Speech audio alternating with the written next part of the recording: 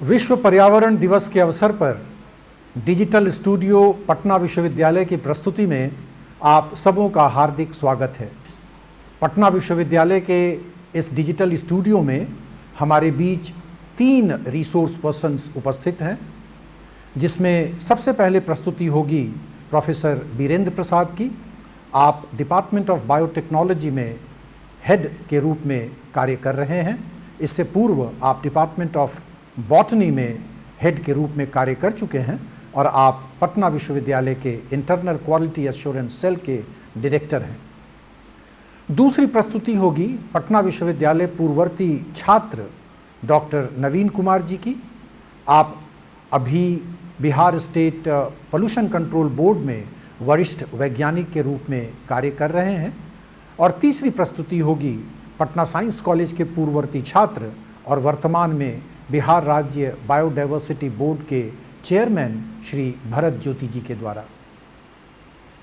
5 जून 1972 Stockholm के conference में United Nations के जनरल असेंबली में इसकी घोषणा हुई कि प्रतिवर्ष पर्यावरण के प्रति चेतना जागृत करने के लिए हम सभी पूरे विश्व में विश्व पर्यावरण दिवस का आयोजन करेंगे और जन भागीदारी के लिए, नीति निर्धारकों के लिए, सबों के लिए ये दिन महत्वपूर्ण होगा, जिससे हम लोग पर्यावरण के संरक्षण के संदर्भ में बातचीत कर सकेंगे और दूसरे को जागृत भी करेंगे, क्योंकि पर्यावरण है तभी मानव है।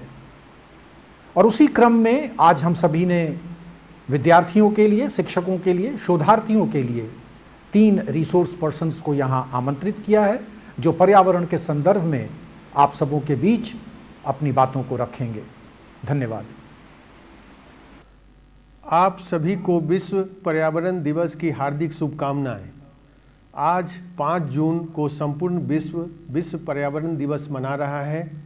इस दिवस का उद्देश्य केवल पर्यावरण के प्रति जागरूकता फैलाना नहीं है, बल्कि ये पृथ्वी और इसके समस्त जीव जंतुओं के संरक्षण की सामूहिक उत्तरदायित्व का निर्वहन करना है। यह दिन हमें याद दिलाता है कि प्रकृति के बिना मानव सभ्यता का अस्तित्व संभव नहीं है। पर्यावरण केवल पेड़ पौधे, नदियों, पहाड़ों, वनों तक सीमित नहीं है, बल्कि 21वीं सदी में पर्यावरण संरक्षण में केवल वृक्षारोपण ही काफ़ी नहीं है।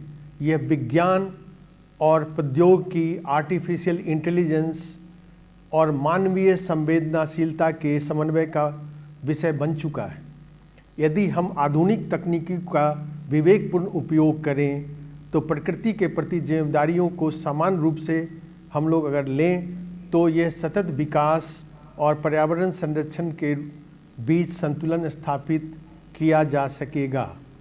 दुर्भाग्यवश विकास की अंधी दौड़ में प्रकृति संसाधनों का अत्यधिक और अविवेकपूर्ण दोहन कर रहा है।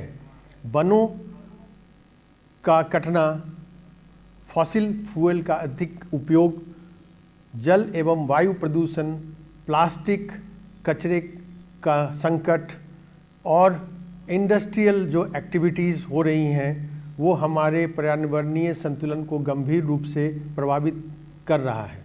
इसका परिणाम आज हम क्लाइमेट चेंज के रूप में देख रहे हैं। विश्व के अनेक भागों में असामान्य वर्षा, भीषण गर्मी, सूखा, बाढ़, समुद्री स्तर की वृद्धि, प्राकृतिक आपदाओं की बहुता घटनाएं इसी जलवायु परिवर्तन के कारण हो रही है। इन परिस्थितियों का प्रभाव केवल मानव समाज पर ही नहीं, बल्कि वन्य जीव, प्राणियों एवं संपूर्ण जैव विविधता, जिसे हम बायोडायवर्सिटी कहते हैं, पर पड़ रहा है। अगर सही समय पर हम इस पर प्रभावी कार्य नहीं करेंगे तो आने वाले पीढ़ियों के लिए एक हम स्वस्थ और सुरक्षित पृथ्वी नहीं छोड़ पाएंगे। आज के इस युग में पर्यावरण संरक्षण की आधुनिक विज्ञान और प्रौद्योगिकी की भूमिका अत्यंत महत्वपूर्ण हो गई है। ट्रेडिशनली हम लोग पर्यावरण के बारे में जब बात करते हैं तो हम लोग वृक्षारोपण और पोल्यूशन कंट्रोल से रिलेटेड बातों की चर्चा करते हैं, बट आज हम थोड़ा सा डाइवर्ट कर रहे हैं और ये बताने की कोशिश कर रहे हैं कि हमारे मॉडर्न साइंस मॉडर्न जो प्रौद्योगिकी है, हमारी टेक्नोलॉजी है, और मॉडर्न टूल्स जैसे एआई टूल्स, आर्टिफिशियल इंटेलिजेंस जिसको हम लोग कहते हैं, उसके उपयोग से कैसे हम लोग पर्यावरण को संरक्षित कर सकते हैं। सबसे पहली बात है कि पर्यावरण से रिलेटेड जो आंकड़े, इसमें बहुत सारे आंकड़े आते हैं, बहुत सारी डेटा आती है इसमें, इसका सटीक आकलन हम लोग एआई के टूल से कर सकते हैं। उदाहरण के तौर पर हम लोग अगर देखें तो उपग्रहों से, सैटेलाइट से जो चित्र प्राप्त होते हैं उसका हम लोग एआई के थ्रू विश्लेषण कर सकते हैं, और इससे वनों की कटाई का क्या रेट है, भूमि के उपयोग में क्या परिवर्तन हो रहा है ड्यू टू ह्यूमन एक्टिविटी, और जैव विविधता जो हमारी बायोडाइवर्सिटी है उसमें क्या नुकसान हो रहा है, उसकी निगरानी आसानी से हम लोग कर सकते हैं। इसमें सरकारों और नीति निर्माताओं को समय पर उचित कदम उठाने के लिए हम लोग एक पहले से ही उन लोगों को एक चेतावनी दे सकते हैं। हम लोग अगर देखें जलवायु परिवर्तन की बात करते हैं तो जलवायु परिवर्तन को समझने के लिए भी एआई टूल्स का इस्तेमाल हम लोग कर सकते हैं। हमने पहले ही बताया कि थोड़ा ट्रेडिशनल जो हम लोग बात करते हैं पर्यावरण दिवस के अवसर पर, उससे थोड़ा हम आपको दूसरी दुनिया में ले जाना चाह रहे हैं, क्योंकि आजकल एआई का ज़माना है। और एआई मॉडल से हम लोग, जैसे हम लोग कह सकते हैं, हमारे जो टेम्परेचर अभी देख रहे हैं काफ़ी बढ़ रहा है, वर्षा कहीं कम होता है, कहीं अधिक होता है, समुद्री स्तर में जो परिवर्तन हो रहा है, एक कार्बन उत्सर्जन की ये बात आजकल हो रही है, उस सभी के आंकड़ों का भी, इसमें बहुत सारे आंकड़े जनरेट होते हैं, और इन सभी आंकड़ों का अगर हम लोग एनालिसिस एआई के थ्रू करें तो आने वाले जोखिम जो हमारे पर्यावरण को जो डैमेज करने के लिए जो जोखिम हम लोग को मिलता है डेटा से, उसकी भविष्यवाणी कर सकते हैं। इसमें बाढ़, सूखा, चक्रवात और जंगल में जो आग लगती है आजकल बहुत कॉमन हो गई है, उस जैसी प्राकृतिक आपदाओं की पूर्व चेतावनी मिल सकती है। इससे जन और धन की हानि को कम किया जा सकता है। कृषि के क्षेत्र में भी एआई का बहुत अधिक उपयोग है। स्मार्ट फार्मिंग की बात हम लोग करते हैं, जिसमें मिट्टी की गुणवत्ता, जल की आवश्यकता, रोग कीट प्रबंधन। आप जानते हैं कि रोग कीट को मारने के लिए हम लोग जो यूज करते हैं, कीट हम लोग जो रसायन यूज करते हैं, उसका पर्यावरण पर बहुत साइड इफ़ेक्ट है। तो जहाँ ज़रूरत नहीं भी वहाँ भी कीटनाशक का हम लोग उपयोग करते हैं। बट स्मार्ट फार्मिंग में क्या होता है कि जहाँ ज़रूरत हो और जितना ज़रूरत हो उतने ही रसायन का उपयोग करते हैं। इससे हम लोग जल, उर्वरक, कीटाणुनाशक का विवेकपूर्ण उपयोग कर सकते हैं, और ये प्रदूषण को कम करता है। शहरी क्षेत्र में स्मार्ट सिटी अवधारणा के अंतर्गत एआई आधारित सेंसर वायु गुणवत्ता, ध्वनि प्रदूषण, ऊर्जा खपत आदि पर बहुत ही आसानी से निगरानी कर सकती है। इसमें प्रदूषण नियंत्रण और ऊर्जा संरक्षण के लिए प्रभावी नीतियां बनाई जा सकती है। कई शहरों में आधारित ट्रैफिक प्रबंधन प्रणाली ईंधन की खपत और वाहन उत्सर्जन को कम करने में भी सहायता पहुंचाई है एआई टूल से। आपको पता ही होगा कि रिन्यूएबल एनर्जी के क्षेत्र में एआई सौर और पवन ऊर्जा का पूर्वानुमान लगाकर ऊर्जा प्रबंधन को अधिक कुशल बना रहा है। इससे फॉसिल फ्यूल पर जो अभी अब देख रहे हैं कि फॉसिल फ्यूल का प्राइस बहुत बढ़ रहा है, पेट्रोलियम वगैरह प्रोडक्ट का, इस पर निर्भरता कम हो जाती है और कार्बन उत्सर्जन घटाने में भी मदद मिलती है। पर्यावरण संरक्षण में कुछ उभरती हुई प्रौद्योगिकी की भूमिका के बारे में हम थोड़ा पॉइंट वाइज बताना चाहेंगे। नंबर 1, आजकल एक कंसेप्ट है डिजिटल ट्विन टेक्निक। इसमें एक्चुअली क्या होता है कि शहरों, नदियों और वनों का डिजिटल मॉडल तैयार किया जाता है, और इन मॉडल की सहायता से भविष्य में होने वाले पर्यावरणीय परिवर्तनों का पूर्वानुमान लगाकर उचित रणनीतियाँ बनाई जा सकती है। दूसरा, ड्रोन आधारित पर्यावरण निगरानी। ड्रोन तकनीकी का उपयोग, ऐसे हम लोग देखते हैं वॉर में बहुत यूज़ कर रहे हैं ड्रोन, बट यहाँ भी हम लोग इस्तेमाल कर सकते हैं अपने हम लोग संसाधनों को बचाने के लिए। ड्रोन तकनीक का उपयोग हम लोग वन की निगरानी, वन में जो आजकल आग लगते हैं, वनाग्नि जिसको हम लोग कहते हैं, की पहचान, वृक्षारोपण और उससे रिलेटेड और भी बहुत सारी चीज़ें हम लोग, जैसे बायोडाइवर्सिटी, जैव विविधता का आकलन, इन सबों को ड्रोन के जरिए प्रतिदिन हजारों किलोमीटर तक का हम लोग अध्ययन कर सकते हैं। इवन ड्रोन के जरिए हम लोग हजारों बीजों का रोपण बहुत कम समय में कर सकते हैं। कार्बन प्रबंधन। कार्बन प्रबंधन भी बहुत ही इम्पोर्टेंट एक चीज़ है जो कि आजकल चल कर आ रही है, बातें हो रही है इस पर। और AI आधारित कार्बन प्रबंधन भी बहुत इम्पोर्टेंट टूल है। इसमें उद्योग, विश्वविद्यालयों और नगरों में जो कार्बन उत्सर्जन का जो हो रहा है उसका विश्लेषण करके हम लोग कार्बन फुटप्रिंट को कम कर सकते हैं। और ये जीरो नेट लक्ष्य जो हमारा है, इस डायरेक्शन में हम लोग महत्वपूर्ण भूमिका अदा कर सकते हैं। स्मार्ट जल प्रबंधन, AI और सेंसर तकनीक भूजल स्तर, जैसे हमने बताया कि पानी की कितनी आवश्यकता कृषि में है। हम लोग ज़रूरत से ज़्यादा पानी पटा देते हैं अपने कृषि जो हम लोग लगाते हैं उसमें, बट बहुत सारी उसमें जो पानी है वो बर्बाद चली जाती है। तो कितना ज़रूरत है, अगर सेंसर बेस्ड अगर हम लोग कृषि करें और जितना ज़रूरत है और ज़रूरत के हिसाब से हम लोग अगर उसमें अगर हम लोग पानी का पटावन करें तो उससे हम लोग पानी का बचाव कर सकते हैं। तो ये सेंसर तकनीकी भूजल स्तर, जल की गुणवत्ता, जल वितरण प्रणाली आदि में उपयोग होता है और ये काफ़ी प्रभावी ढंग से इसको हम लोग कर सकते हैं। इससे जल की बर्बादी से हम लोग बच सकते हैं। 5वां हुआ प्लास्टिक और कचरा प्रबंधन।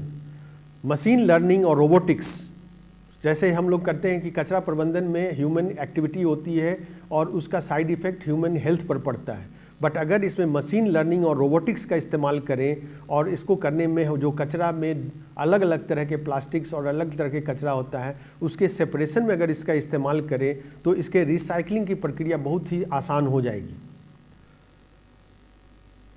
6ठा है जैव विविधता संरक्षण में AI का महत्व। AI पक्षियों की आवाज़, पशुओं की गतिविधि और उसके उपग्रह चित्रों का विश्लेषण करके संकटग्रस्त प्रजातियां, इंडेंजर्ड स्पीसीज जिसको हम लोग कहते हैं, उसकी पहचान और संरक्षण में मदद कर सकता है।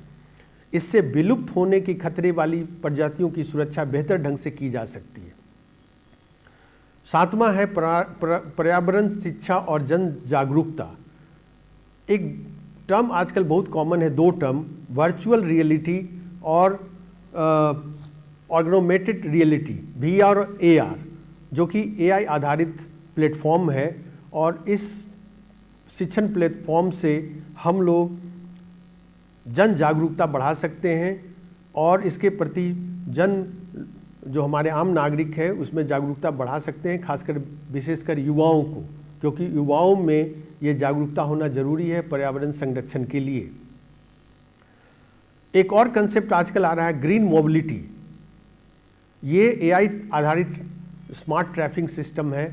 इसमें इलेक्ट्रॉनिक वाहन, शेयर्ड मोबिलिटी, ईंधन की खपत को बचाने के लिए और वायु प्रदूषण को कम करने के लिए इसमें हम लोग इसका इस्तेमाल कर रहे हैं। और आज के संदर्भ में जो अभी वॉर चल रहा है उस संदर्भ में इसका बहुत ही, हम कह सकते हैं कि बहुत ही हमारे लिए रिलीवेंट ये तकनीक हमारे लिए है। उसके बाद अंतरिक्ष प्रौद्योगिकी और पर्यावरण, इसकी चर्चा थोड़ी सी हम करना चाहेंगे।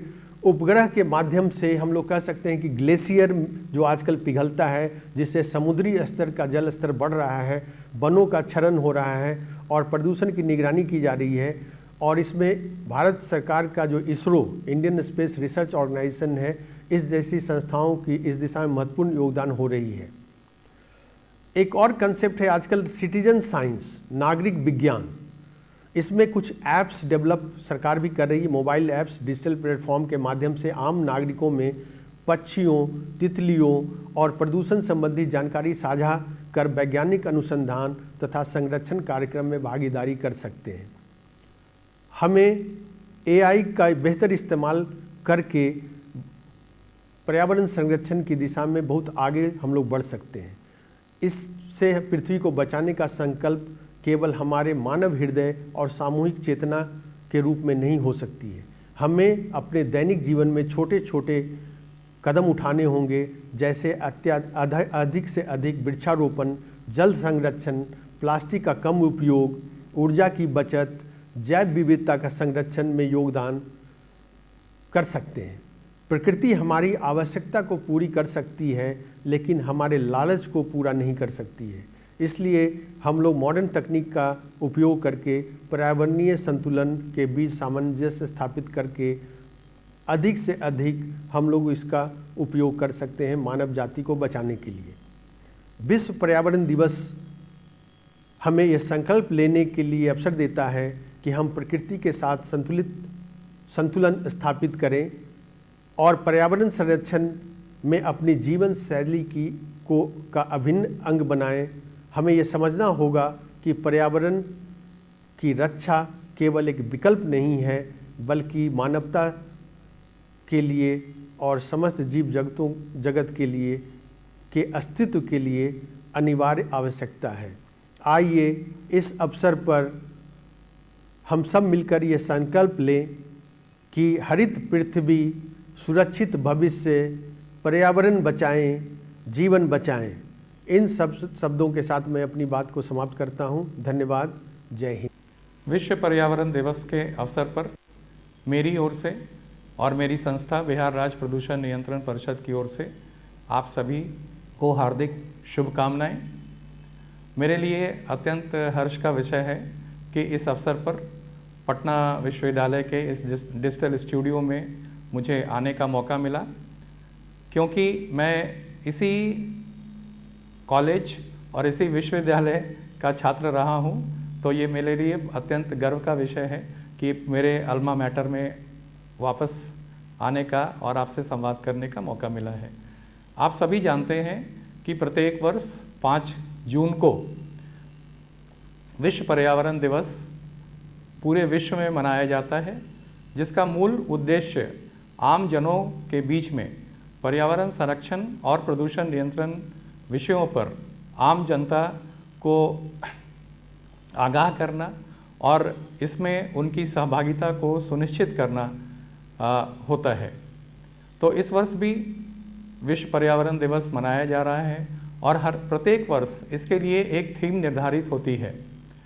इस वर्ष के लिए जो थीम है वो दिया गया है क्लाइमेट एक्शन, क्योंकि हम सभी देख रहे हैं कि पिछले विगत कुछ वर्षों से, दशकों से जो पर्यावरण संरक्षण का जो विषय है वो एक महत्वपूर्ण विषय के रूप में हमारे सामने उभरा है।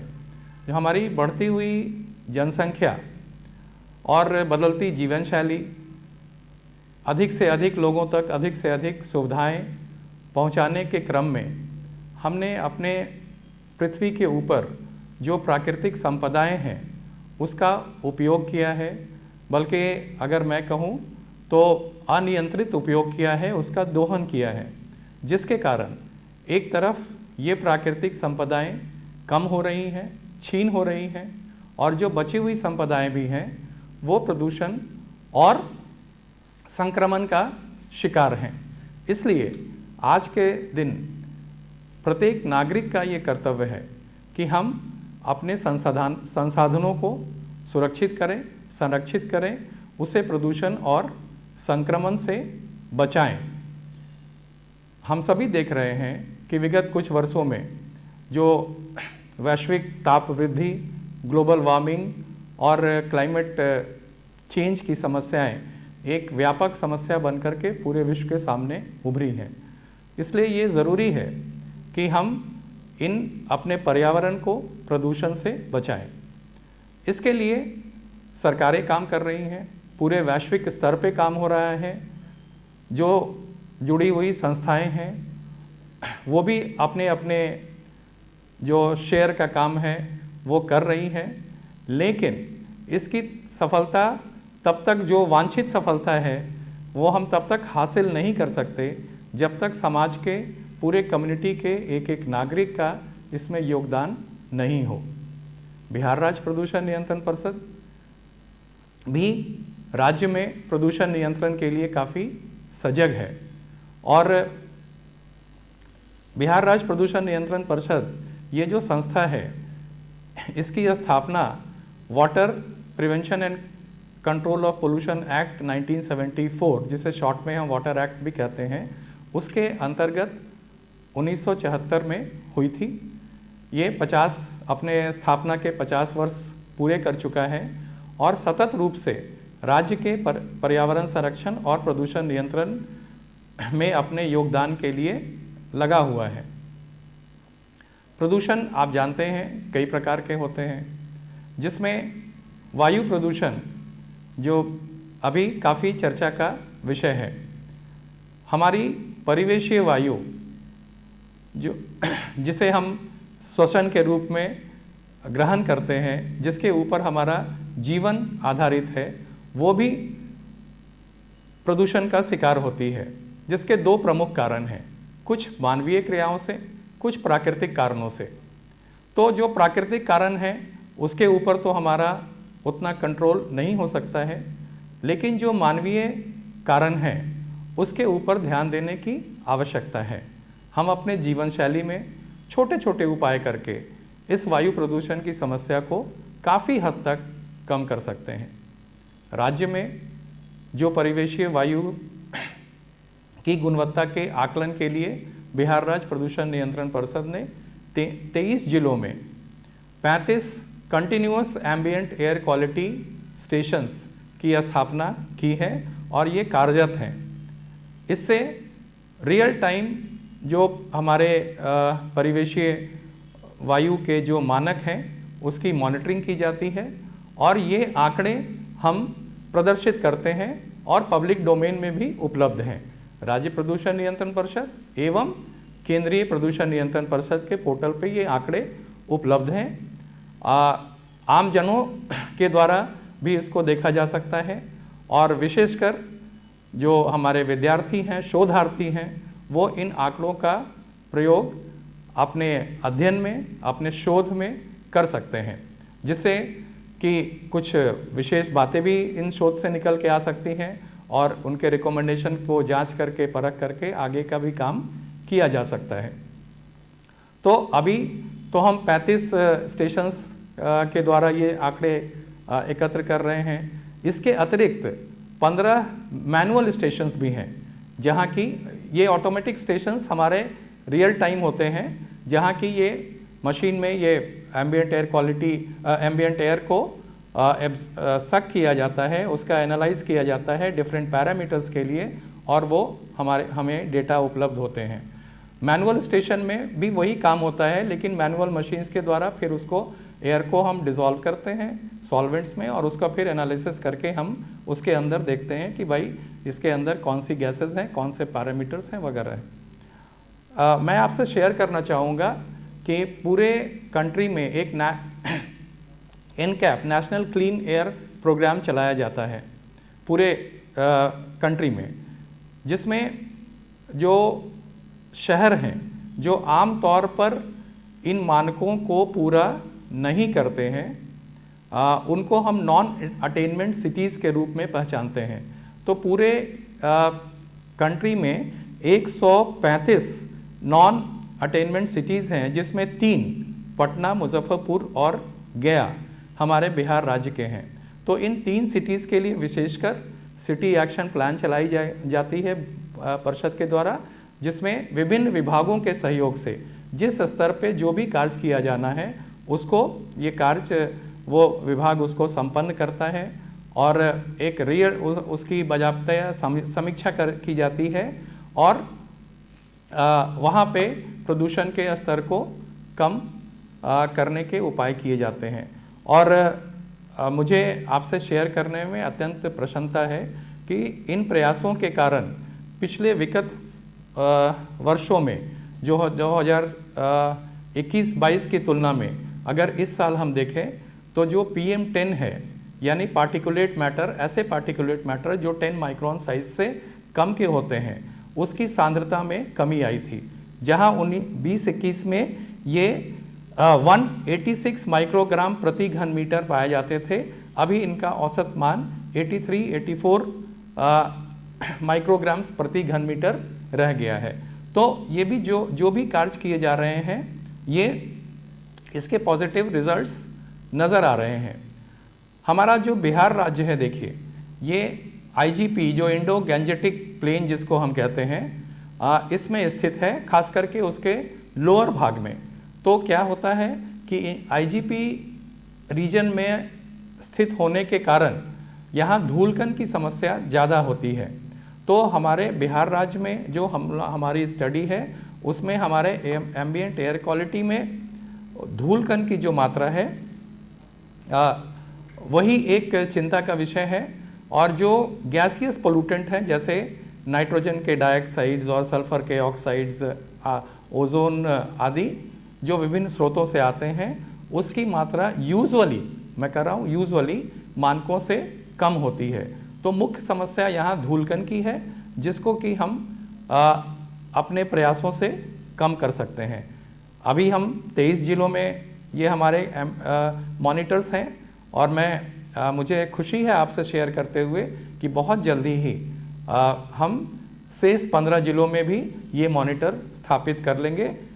2-4 महीने में ये हमारे सारे मॉनिटर्स इंस्टॉल होकर के काम करने लगेंगे।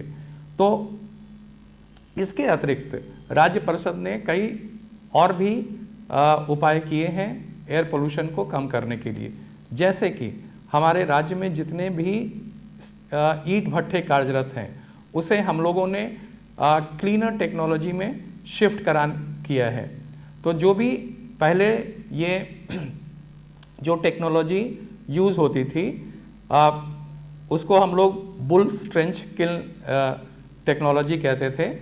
अब उसको FCBT के टेक्नोलॉजी कहते हैं, फिक्स चिमनी बुल्स ट्रेंच किल। उसमें थोड़े प्रदूषण की समस्या ज़्यादा होती थी। अभी क्या है कि उसको जिगजैग टेक्नोलॉजी में शिफ्ट कर दिया गया है, जिससे कि एक और उत्सर्जित होने वाले गैसों में प्रदूषकों की मात्रा कम हुई और दूसरा ईंधन का भी बचाव होता है। इस टेक्नोलॉजी से जो आमतौर पर कोयला का उपयोग किया जाता है इन ईंट भट्ठों में, तो उसमें भी 20 से 25% की कमी हुई और जो गुणवत्ता है ईंट की वो भी बेहतर हुई। तो राज्य प्रदूषण नियंत्रण परिषद पूरे राज्य में ये ईंट भट्ठों को इन क्लीनर टेक्नोलॉजी में शिफ्ट करने में कामयाब हुआ है। अभी हमारे परिषद के द्वारा किसी भी ऐसे ईंट भट्ठे जो पुरानी टेक्नोलॉजी पे आधारित हैं उनको सहमति प्रदान नहीं की जाती है। उसके अलावा जो ऐसे उद्योग हैं जहाँ की cleaner fuel piped gas CNG और PNG जिसको कहते हैं हम लोग पाइप नेचुरल गैस, वहाँ की उपलब्धता जिस इंडस्ट्रियल एरिया में पहुँच गई है उन उद्योगों को शिफ्ट करने का निर्देश दिया गया है और काफ़ी सारे उद्योग जो हैं वो क्लीनर टेक्नोलॉजी में शिफ्ट कर चुके हैं, क्लीनर फ्यूल की ओर शिफ्ट कर चुके हैं। करीब करीब जो हमारे पास उपलब्ध आंकड़े हैं उसके हिसाब से 214 इकाइयाँ, औद्योगिक इकाइयाँ ऐसी हैं जो पहले अन्य ऊर्जा के स्रोतों पर जो प्रदूषणकारी स्रोत थे उसकी जगह से शिफ्ट करके वो क्लीनर टेक्नोलॉजी में बदल गए हैं। तो ये सारे प्रयास परिषद के द्वारा किए जा रहे हैं। उसी प्रकार जो हमारे जल स्रोत हैं, जैसे गंगा नदी, आप जानते हैं ये भारत की जीवन रेखा है और वी आर फॉर्चुनेट इनफ कि वो हमारे राज्य से भी गुजरती है। तो राज्य में गंगा नदी के पूरे स्ट्रेच में बिहार राज्य प्रदूषण नियंत्रण परिषद 34 स्थलों पर इसकी मॉनिटरिंग करती है, इसके सैंपल्स टेस्ट करती है। इसके अतिरिक्त जो इसकी सहायक नदियां हैं उसमें 64 स्थल पर हम सैम्पलिंग करते हैं और ग्राउंड वाटर में 70 पॉइंट्स पर हम लगातार वाटर का जो सैंपल होता है उसका टेस्ट करते हैं। इसी तरह से वेटलैंड्स और ड्रेन्स, तो जो भी हमारे जल स्रोत हैं उसके भी हम लोग नमूना संग्रहण कर उसके विश्लेषण का कार्य कर उसकी समीक्षा करते हैं और उसके लिए जो भी उपाय हैं वो सरकार को सजेस्ट करते हैं, अन्य विभागों के साथ शेयर करते हैं और जो भी कार्रवाई समुचित होती है वो करते हैं। और इसके भी पॉजिटिव रिजल्ट्स सामने आए हैं। जैसे गंगा नदी में जो बिहार राज्य के अंदर समस्या थी वो मुख्य रूप से फीकल कोलिफॉर्म की अधिकता पाई जाती थी गंगा के रिवर वाटर में।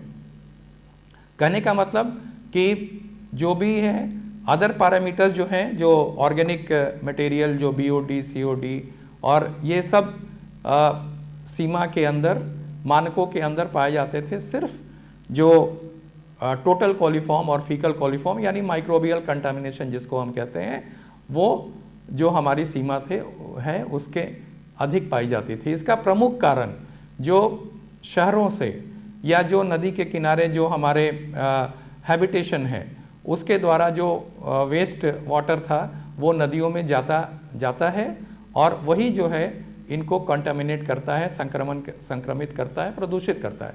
तो इधर राज्य सरकार ने व्यापक रूप से इन गंगा रिवर टाउन्स जो हैं उसके अलावे और दूसरे शहरों में भी STPs बनाने का काम किया है। अभी जो कुछ साल पहले 3 या 4 STP कार्यरत थी, अभी ये STP 17-18 STP जो हैं वो पूरे राज्य में कार्यरत हैं। कुछ और बन रही हैं। हमको लगता है कि STP की संख्या 17 अभी कार्यरत है और बाकी जो है 12 जो है अभी निर्माणाधीन है और कुछ विभिन्न अलग अलग स्तरों पे निर्माण की प्रक्रिया में है। कुल 42 और 43 STPs बनाए जा रहे हैं। तो ये जो STPs हैं उसके द्वारा ये जो हमारे शहरी बहिस्राव हैं उनको उपचार करके उपचारित जल का प्रवाह इन रिवर्स में किया जाता है, जिसके कारण इन रिवर की जो रिवर के जो जल हैं उसकी गुणवत्ता में सुधार देखा गया है। और मुझे संतोष है आपसे ये शेयर करते हुए कि पिछले वर्षों की तुलना में जो अभी 2024-25 का सेंट्रल पोल्यूशन कंट्रोल बोर्ड का एक रिवर वाटर क्वालिटी के ऊपर रिपोर्ट आया था, उसके अंदर बिहार राज्य की सीमा में बक्सर से लेके कहलगांव तक कोई भी पॉल्यूटेड रिवर स्ट्रेच आइडेंटिफाई नहीं किया गया है। जो उनके मानक हैं, रिवर स्ट्रेच को 5 प्रायोरिटी क्राइटेरियाज में 1, 2, 3, 4, 5 लेवल में प्रायोरिटाइज किया जाता है कि उसके विभिन्न मानक हैं जो BOD, COD और अदर पैरामीटर्स के ऊपर आधारित होते हैं। तो इस मानकों के आधार पर सेंट्रल पोल्यूशन कंट्रोल बोर्ड के द्वारा 2025 का जो लास्ट रिपोर्ट आया है उसके अंदर बिहार में गंगा नदी के अंदर पूरे स्ट्रेच में कोई भी पॉल्यूटेड रिवर स्ट्रेच आइडेंटिफाई नहीं किया गया है। और जो हमारा जो फीकल कॉलीफॉर्म और की मैं बता रहा था बात, उसके अंदर भी कमी आई है। पहले ये करीब 66,000 MPN हुआ करता था, अभी ये घट करके 8,000 9,000 पे आया है। तो ये सारे प्रयास किए जा रहे हैं, लेकिन इसमें आम नागरिकों का भी सहयोग अपेक्षित है। और जब तक हर कोई नागरिक, पूरा कम्युनिटी इस पर्यावरण संरक्षण और पोल्यूशन कंट्रोल में योगदान नहीं दे पाएगा, तब तक हम शायद ये जो हमारे वांछित लक्ष्य हैं इसको पूरा करना शायद उतना संभव नहीं होगा। देखिए, आंकड़ों के हिसाब से जो ये है, कहते हैं कि हम लोग अभी पूरे विश्व में 8 बिलियन लोग हैं। जो वर्ल्ड का जो पॉपुलेशन है वो 8 और 8.23 बिलियन है। तो इनमें से अगर मात्र 1 बिलियन लोग भी अपने जीवन शैली में सुधार करें, जो पर्यावरण अनुकूल जीवन शैली को अपनाएं, तो हम काफ़ी कुछ बचत कर सकते हैं। जैसे ऊर्जा के क्षेत्र में, अगर मान लीजिए जो ट्रैफिक रेड लाइट है वहाँ पे अगर हम अपनी गाड़ियों को इंजन बंद कर दें तो मात्र इससे 22.5 billion kilowatt hour of energy बचाई जा सकती है एक साल में मात्र। उसी तरह से अगर जल देखिए हम उपयोग करते हैं, लेकिन कहीं ना कहीं कुछ मात्रा में जल की बर्बादी भी होती है।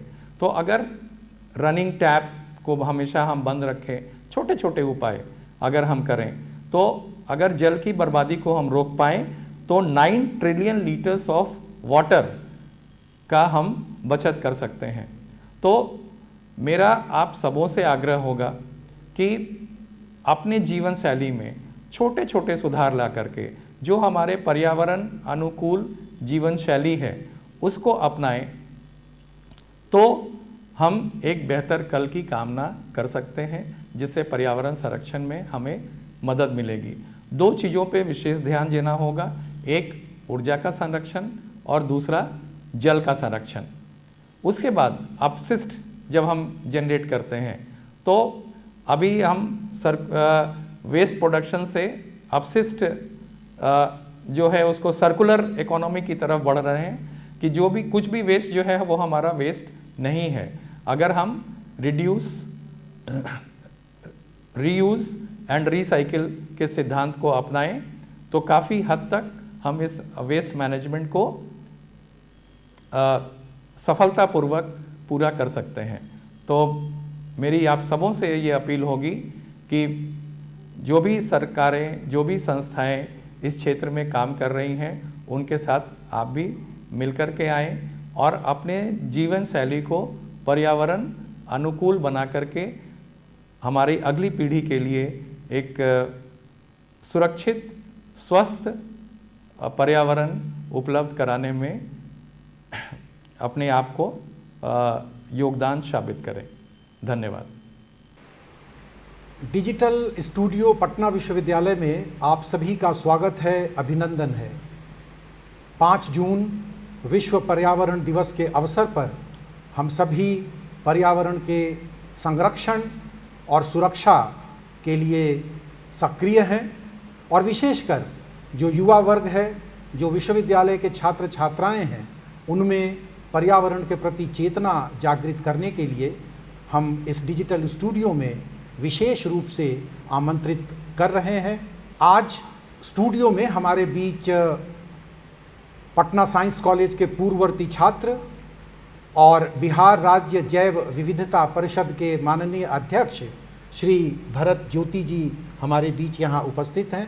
सर, आपका डिजिटल स्टूडियो में पटना विश्वविद्यालय में बहुत बहुत हार्दिक स्वागत है। हमें अपने पूर्ववर्ती छात्रों को उनकी कामयाबी के ऊपर, उनकी जो उपलब्धियां हैं उनके ऊपर बहुत गर्व है और उसी क्रम में पर्यावरण के क्षेत्र में आपने जो उल्लेखनीय योगदान दिया है, आपके अनुभवों को अपने शिक्षकों के बीच, विद्यार्थियों के बीच और छात्र छात्राओं के बीच हम साझा करने के लिए आपको यहाँ सादर आमंत्रित किए हैं। साथियों, श्री भरत ज्योति जी 1986 के भारतीय वन सेवा के पदाधिकारी हैं। मुझे ये काफ़ी गर्व हो रहा है आप सबों को सूचित करते हुए कि Indian institute of science education and research Trivandrum के आप प्रथम माननीय कुल सचिव के रूप में आपने वहाँ योगदान दिया। आप बिहार के चीफ वाइल्ड लाइफ वार्डन के पद पर आपने योगदान दिया है और साथ ही Indira Gandhi national forest academy में भी निदेशक के तौर पे आपका बहुमूल्य योगदान रहा है। अभी बिहार राज्य में जैव विविधता परिषद के द्वारा अनेक उल्लेखनीय कार्य किए जा रहे हैं जो बातचीत के क्रम में हम सभी जानेंगे, समझेंगे। एक बार पुनः सर, आपका बहुत बहुत हार्दिक स्वागत है। सबसे पहले हम आपके अनुभवों के आधार पर ये जानना चाहते हैं कि जब हम पर्यावरण की बात करते हैं, पर्यावरण संरक्षण की बात करते हैं, तो उसमें ये जैव विविधता या जिसे हम लोग बायोडाइवर्सिटी कहते हैं, उसको हम लोग कैसे एक दूसरे के साथ जोड़ सकते हैं और क्या उनकी रूपरेखा बनती है? आज के इस कार्यक्रम में आने के लिए मुझे बहुत अच्छा महसूस हो रहा है।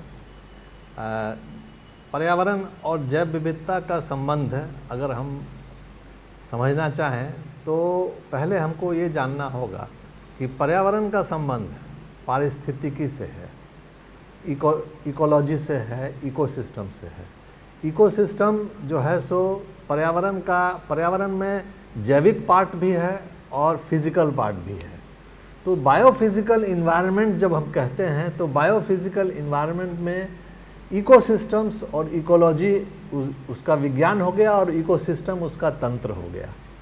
जब इकोसिस्टम की हमारी चर्चा होती है, जो हम इकोसिस्टम को समझना चाहते हैं, तो इकोसिस्टम का जो एलिमेंट्स है, मेन कंस्टिट्यूएंट एलिमेंट है, जिसको हम वैज्ञानिक तरह से समझ भी सकते हैं और जिसको हम हैंडल भी कर सकते हैं, वह जैव विविधता है, बायोडाइवर्सिटी है। बायोडाइवर्सिटी को हम केवल पौधों, पेड़ पौधों, जीव जंतुओं की प्रजातियों की भिन्नता से ही नहीं समझ सकते हैं। वस्तुतः अगर हम देखें तो बायोडाइवर्सिटी का जो 3-4 स्तर है।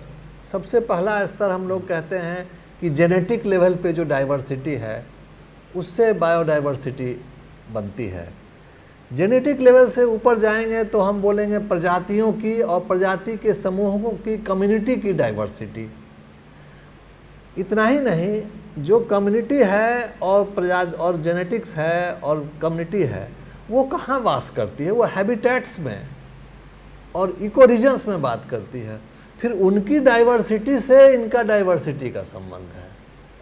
अगर वैज्ञानिक सोच के में जाएंगे तो फिर इसमें एक और डायमेंशन आता है, जो है इनके इंटरेक्शंस की डाइवर्सिटी।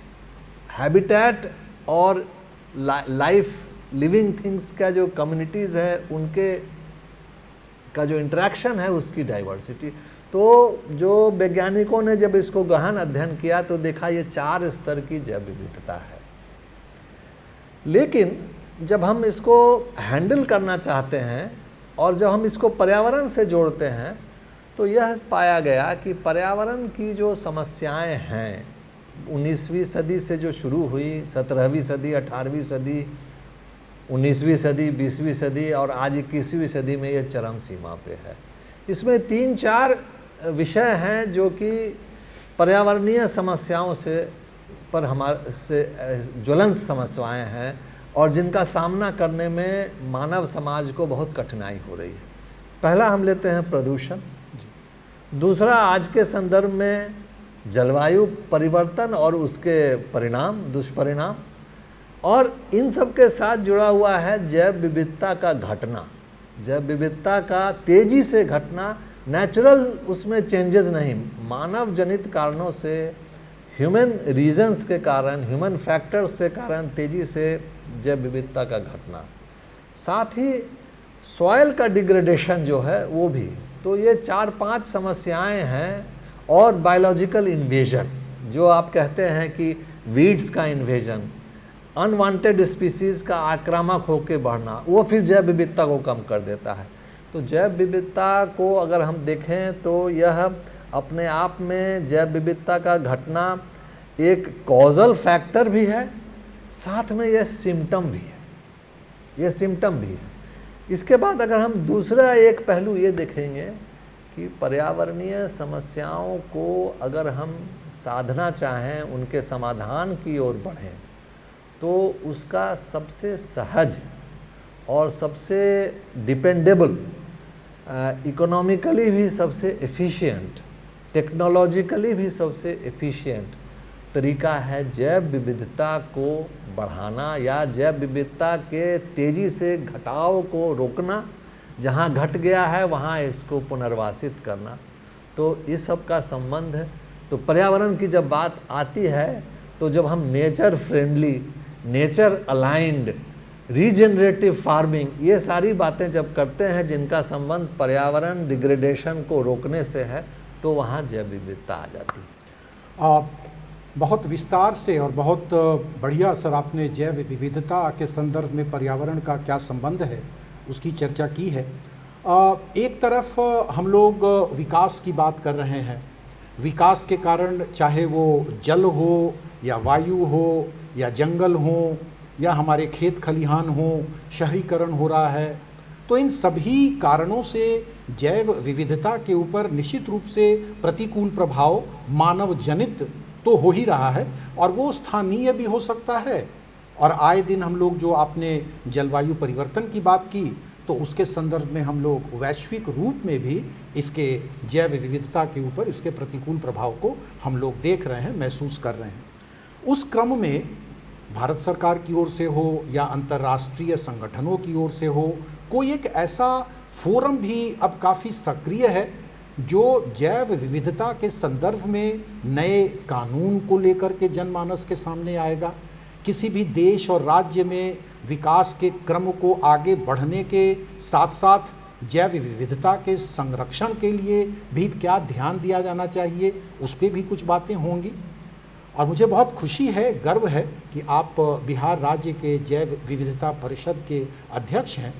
हम लोग आपके मार्फत ये जानना चाहते हैं कि आज के समय में जैव विविधता परिषद का मुख्य उद्देश्य क्या है, उसके स्थापना के समय किस कंसेप्ट के आधार पे इसका गठन किया गया, और राष्ट्रीय स्तर पे, और ख़ास करके हम लोग बिहार के हैं तो बिहार के जैव विविधता परिषद के उत्तरदायित्वों और दायित्वों के संदर्भ में हमें आप जानकारी प्रदान करें। इसमें हम थोड़ा सा बताना चाहेंगे, जब हमने इसको पर्यावरण से जोड़ा तो अगर आप पीछे जाएंगे तो आप पाएंगे कि 1972 में पर्यावरण संरक्षण पे अंतर्राष्ट्रीय समझौता हुआ, अंतर्राष्ट्रीय ध्यान आया और उस वहाँ पर एक्ट बना, और 1972 का जो इंटरनेशनल कॉन्फ्रेंस है वहाँ पर्यावरण हुआ। उसके 2 दशक के बाद जब इस पर लोगों का ध्यान आया कि इकोलॉजी और इकोसिस्टम उतना ही इम्पोर्टेंट है और बायोडाइवर्सिटी उसमें उतना ही महत्वपूर्ण है, बिना उसके नहीं, तो आदमी के, मनुष्य के, हमारे समाज के समझ में भी टाइम लगता है। 1992 में इंटरनेशनल कन्वेंशन ऑन बायोडाइवर्सिटी आया, जिसको CBD कहते हैं, 1992 में। और वहीं से जब अंतर्राष्ट्रीय स्तर पर यह समझौता हुआ तब ये बात समझ में आई कि जैव विविधता का जो मुद्दा है, इसका जो विषय है, इसकी जो समस्या है वो भी बहुत गहन है और पर्यावरण के समस्याओं से जुड़ी है। इसीलिए इसके लिए इसके ह्रास को, इसका जो घट रहा है बहुत तेज़ी से, उसको रोकने के लिए सामान्य जो प्रक्रिया है और केवल पर्यावरण के समस्याओं को रोकने की जो प्रक्रिया है, समाधान करने, उससे नहीं संभल पाएगा ये सारा। तब हुआ कि नहीं, जैव विविधता के लिए भी अंतर्राष्ट्रीय स्तर और राष्ट्रीय स्तर पर नीति, कानून सभी की आवश्यकता है। ये 92 की बात है जी। हमारे देश में उसके 10 वर्ष के बाद जी 2002 में जैव विविधता संरक्षण कानून बना, बायोलॉजिकल डाइवर्सिटी एक्ट। और इस कानून में जो विशेष कार्य है वो 3 प्रकार के विशेष कार्य हैं। पहला, इसमें एक विशेष कार्य यह है कि देश में जो लुप्त प्राय जैव विविधता है प्रजातियों की, चाहे वो जीव जंतु हो, चाहे वो वनस्पति हो, इतना ही नहीं, चाहे वह कृषि क्षेत्र में भी जो है और पशुपालन में और मत्स्य में, तो इसमें केवल वाइल्ड का वैरायटी का डाइवर्सिटी लॉस नहीं है, इसमें एग्रो बायोडाइवर्सिटी का भी लॉस है, उसको भी। तो तीनों स्तर पर जो जैव विविधता के संरक्षण को, जो लुप्त प्राय हो रहे हैं, rare, endangered and threatened species, and rare, endangered and threatened species केवल कंट्री लेवल पे नहीं, अगर लोकली भी है, अगर बिहार में भी है तो वहाँ इसको बचाना है। तो एक पहलू है इसका, इस नियम कानून का, कि इसको संरक्षित करना, इसकी पहचान करना, पहचान करके संरक्षित करना। दूसरा इसका है कि अनुसंधान की आवश्यकता होती है, अध्ययन की आवश्यकता होती है, और सरकार को और तकनीकी विभागों को समर्थन की आवश्यकता होती है। उसके लिए भी एक स्पेशल ऑर्गेनाइजेशन चाहिए, स्पेशल पर्पस व्हीकल चाहिए। और तीसरा है पंचायत स्तर पर, लोकल स्तर पर, लोकल बॉडीज़ के जो हैं उनको अपने जैविक, अपने नेचुरल संसाधन जो हैं उसके मैनेजमेंट में, उसके गवर्नेंस में, उसके एडमिनिस्ट्रेशन में कैसे बायोडाइवर्सिटी का जो मुद्दा है, इनके जो कंसर्न्स हैं, इनकी जो चिंताएं हैं और इनके संरक्षण की आवश्यकता है, उसका समावेश कैसे इनमें किया जाए और उसके लिए उनको अधिकार दिया जाए। यह बहुत बड़ा कदम हुआ इन भारत देश में कि जैव विविधता कानून में पंचायतों को और नगर निकायों में स्पेशल कमेटी बनाई गई है, बायोडाइवर्सिटी मैनेजमेंट कमेटी। यह अपने आप में एक क्रांतिकारी कदम है और यह कदम अगर सही समय में 1 दशक, 2 दशक, 3 दशक में प्रभावी होगा तो आप देखेंगे कि नेचुरल रिसोर्स मैनेजमेंट का डेमोक्रेटाइजेशन होगा और उसमें उस ज़मीनी स्तर से जब संरक्षण की बात आएगी तो वह ज़्यादा प्रभावी होगी। इस कानून के अंतर्गत नेशनल बायोडाइवर्सिटी अथॉरिटी बनाया गया है, उनको विभिन्न प्रकार के अधिकार दिए गए हैं और सभी राज्यों में स्टेट बायोडाइवर्सिटी बोर्ड्स बनाए गए हैं जिसमें विभिन्न विभागों के लोग, संबंधित विभागों के लोग, कृषि, पशुपालन, वन, जल संसाधन और विशेषज्ञ उनका है।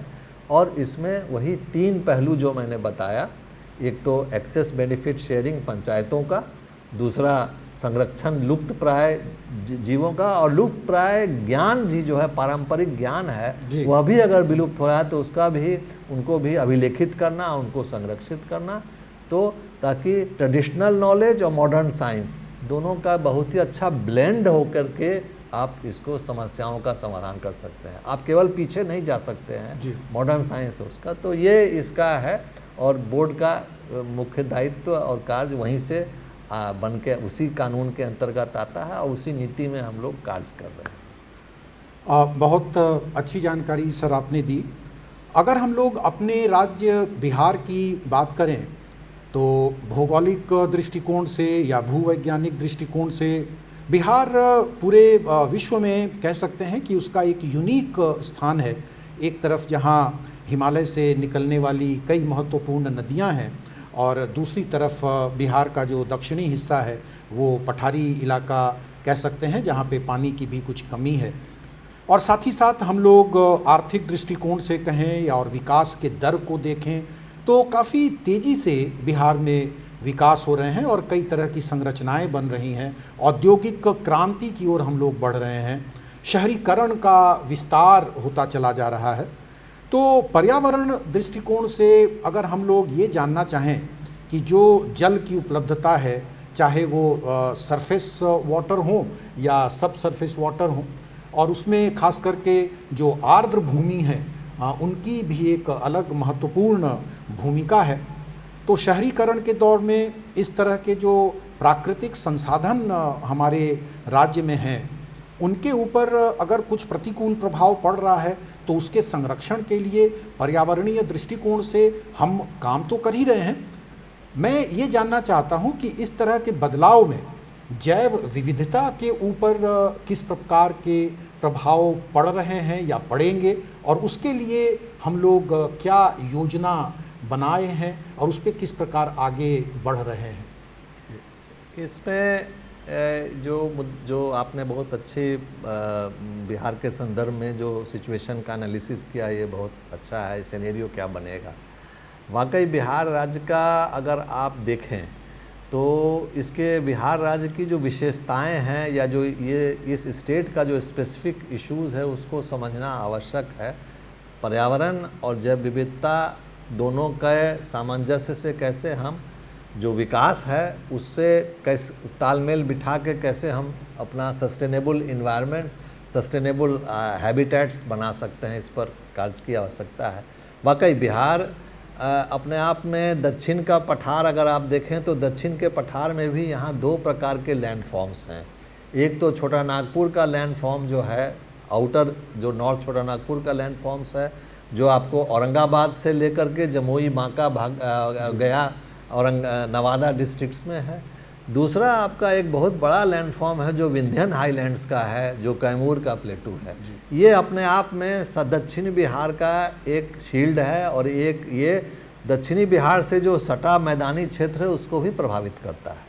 उसके बाद अगर हम देखें तो तराई का छोटा हिस्सा है जो कि जिसका अपना 7-8 जिला जो है, पश्चिमी चंपारण से लेकर के उधर अररिया और किशनगंज तक वो एक ज़िला है, उसका एक अलग।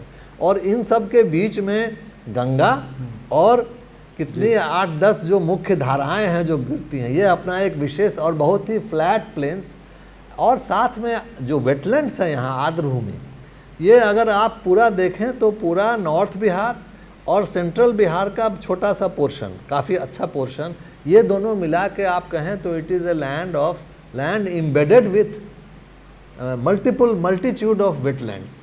तो अभी हम लोगों को ये समझ भी आई है कि वेटलैंड भी ज़रूरी है, वेटलैंड को संरक्षण करना भी ज़रूरी है। विकास की बात है, यह बात ज़रूर है कि बिहार विकास के दौर में काफ़ी समय तक, विगत सदी तक पीछे रहा, लेकिन अब यह बहुत तेज़ी रफ्तार से विकास के दौर में आगे बढ़ रहा है। और उसका अपना घाटा भी है, फ़ायदा भी है। शायद जो विकास की गति कुछ समय धीमी थी, तो उस दौरान यहाँ की जो कृषि व्यवस्था है, यहाँ के जो शहर के पुराने क्षेत्र हैं, नदी के क्षेत्र हैं, उनमें अभी भी बहुत जैव विविधता व्याप्त है।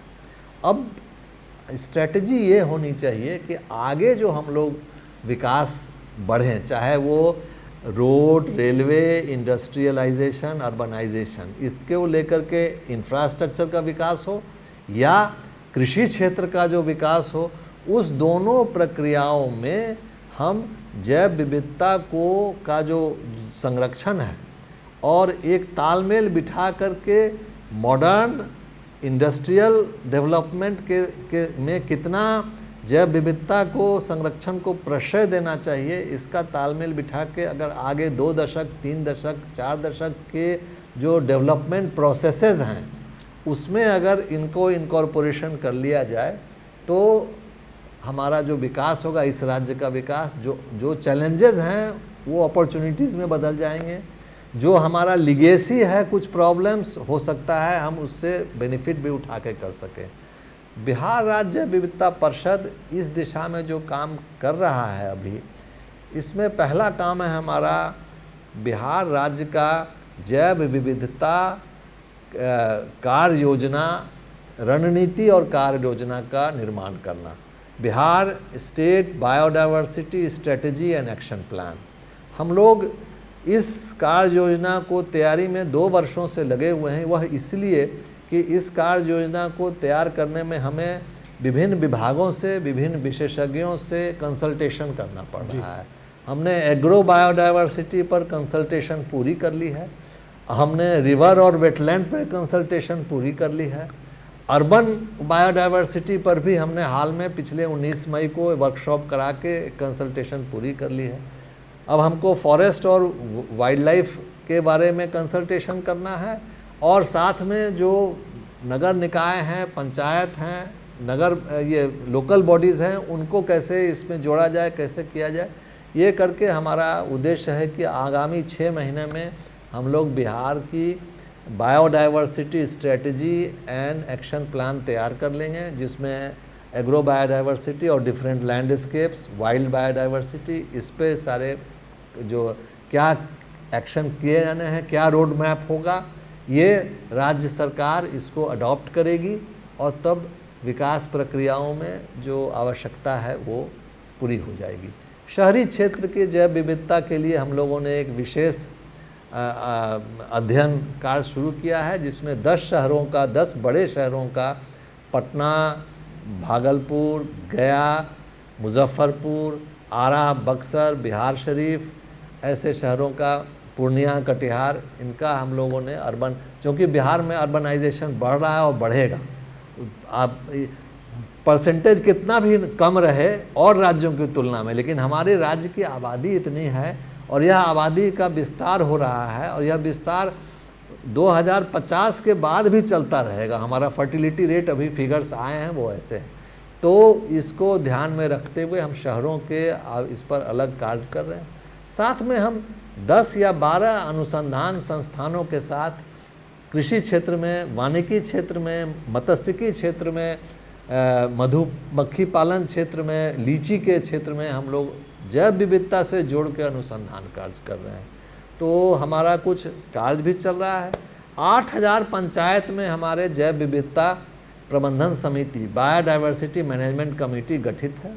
हम विभिन्न अनुमंडलों में जाकर उनको ट्रेनिंग दे रहे हैं, ट्रेनिंग का कार्य करा रहे हैं। उनको हमने लोकल बायोडायवर्सिटी फंड के माध्यम से अभी 1 करोड़ 20 लाख रुपए सभी पंचायतों के लिए प्रावधान किया है, ताकि वे अपने यहाँ बैठक कर सकें, विचार विमर्श कर सकें, अपने पंचायत के जैव विविधता के पहलुओं पर ध्यान देकर कुछ क्रियाकलाप शुरू कर सकें, अपने यहाँ के विभिन्न विभागों को कार्य करने के लिए प्रेरित कर सकें। तो ये सब एक संक्षेप में हमारा कार्यक्रम चल रहा है राज्य जी। का।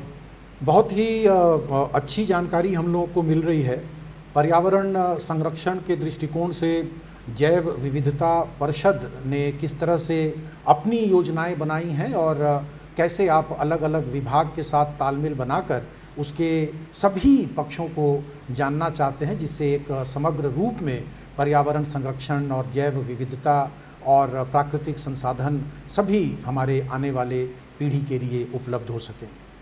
एक महत्वपूर्ण सवाल हमारी तरफ से ये है, हम लोग एक शैक्षणिक संस्थान में बैठे हैं और यहाँ जुड़े हैं, तो जब कभी भी पर्यावरण संरक्षण की बात होती है या प्रदूषण की बात होती है, जैव विविधता में बदलाव या उसके संरक्षण की बात होती है, तो कोई भी ऐसा विषय नहीं है जो इन चीज़ों से फ्री हो सकता है। ये विषय न केवल विज्ञान के शोधार्थियों के लिए या उनके शिक्षकों के लिए से उनसे सीधी तौर पे जुड़े हों, लेकिन मुझे ऐसा लगता है कि चाहे वो समाजशास्त्र के लोग हों या वो अर्थव्यवस्था के क्षेत्र हों, इवन मनोविज्ञान के लोग हों और मानविकी के हों और दर्शन शास्त्र के हों, तो सभी जो पाठ्यक्रम हैं और सभी विषय इस पर्यावरण और जैव विविधता के साथ लगे हैं। अंत में मैं आपसे ये जानना चाहता हूँ कि पर्यावरण संरक्षण और जैव विविधता के इन विस्तृत पहलुओं को देखते हुए जैव विविधता परिषद शोध के क्षेत्र में या जनमानस के लिए जागरूकता के क्षेत्र में, युवाओं को प्रेरित करने के क्षेत्र में, उन्हें इस सेगमेंट में कहें कि अगर करियर अपॉर्चुनिटीज़ के क्षेत्र में वो क्या अभी कर रही है और क्या योगदान उसमें अभी हो रहा है, तो हमारे सभी छात्र छात्राओं के लिए ये काफ़ी लाभप्रद होगा। आपने बिल्कुल सही बात कही कि जैव विविधता का विषय केवल विज्ञान से जोड़ने का नहीं है, बिल्कुल सही कहा। वास्तव में यह जैव विविधता की जब चर्चा हुई तो लोगों ने इसको एक transdisciplinary area of study कहा, which is not only interdisciplinary और नॉट मल्टी डिसिप्लिनरी, उसके बियॉन्ड या उससे डिफरेंट एक ट्रांस डिसिप्लिनरिटी की बात इसमें आती है। और इसका जो प्रबंधन होता है तो उसमें भी इंटर डिपार्टमेंटल नहीं करके आप क्रॉस डिपार्टमेंट, क्रॉस सेक्टोरल बात आती है।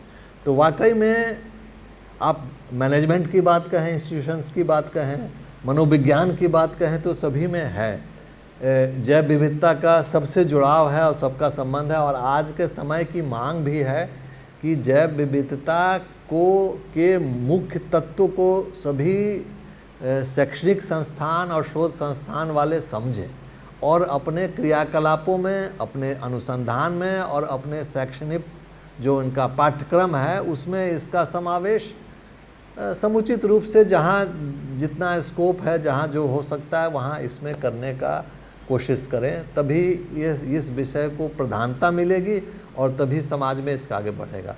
जैव विविधता परिषद के साथ मैं बता दूं, अभी 8-9 जो रिसर्च इंस्टीट्यूशंस हैं, एग्रीकल्चर के, एनिमल साइंस के, फिर आपको टेक्नोलॉजी के, even Patna university, college of commerce, central university of south Bihar, इन सब के साथ हमारा शोध जो कार्य है वह कोलैबोरेटिव मोड में चल रहा है और आगे भी हम चाहेंगे कि यह कार्य बढ़ता रहे।